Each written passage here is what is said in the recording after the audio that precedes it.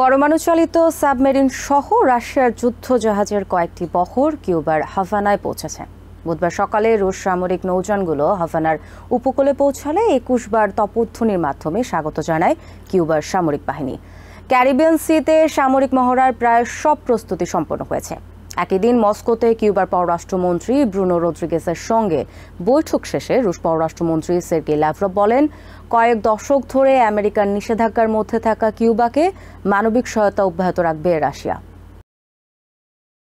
বুধবার সকালে রাশিয়ার সামরিক জাহাজের একটি বহর কিউবার হাভানার উপকূলে পৌঁছালে ২১ বার তোপধ্বনির মাধ্যমে স্বাগত জানানো হয়। এ বহরে রাশিয়া ও কিউবার পতাকাবাহী পরমাণু চালিত একটি সাবমেরিনও রয়েছে। এছাড়াও রয়েছে একটি অত্যাধুনিক মিসাইল ফ্রিগেট, একটি ট্যাঙ্কার ও একটি টাগবোট। ক্যারিবিয়ান সিতে সামরিক মহড়ার প্রায় সব প্রস্তুতি সম্পন্ন হয়েছে। একই দিন মস্কোতে রাশিয়ার পররাষ্ট্রমন্ত্রী সের্গেই ল্যাভরভের সঙ্গে বৈঠক করেন কিউবার পররাষ্ট্রমন্ত্রী ব্রুনো রদ্রিগেস। তারা দুজনই কড়া ভাষায় আমেরিকার সমালোচনা করেন। রাশিয়ান ফেডারেশনের বিরুদ্ধে একতরফা নিষেধাজ্ঞা সহ আমেরিকার সরকারের ক্রমবর্ধমান আক্রমণাত্মক অবস্থানের নিন্দা জানায় কিউবা।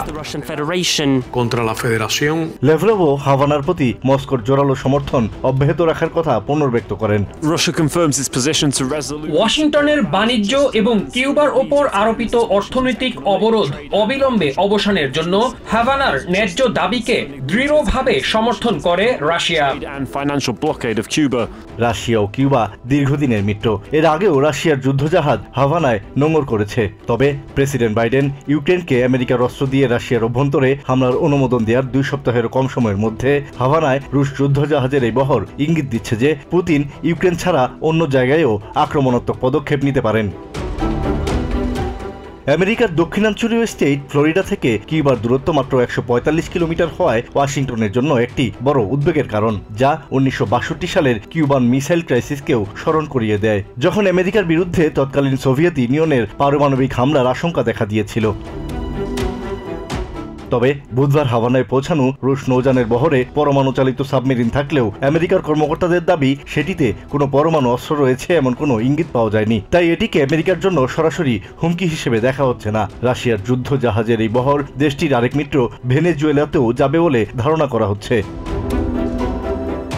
সিবিএস নিউজের national security correspondent David Martin এটিকে আমেরিকার জন্য রাশিয়ার নৌবাহিনী সম্পর্কে তথ্য পাওয়ার একটি সুযোগ হিসেবে দেখছেন। This is a chance to gather intelligence on the Russian Navy. Martin বলেন, এর মাধ্যমে রাশিয়ার সাবমেরিনের ওপর নজরদারি করার প্রশিক্ষণও হবে US নেভির। The US Navy on the difficult job of tracking a Russian submarine. Asad real, TVN 24 news desk. New York থেকে সম্প্রচারিত TVN 24 টেলিভিশন বিশ্বজুড়ে বাঙালির কণ্ঠস্বর।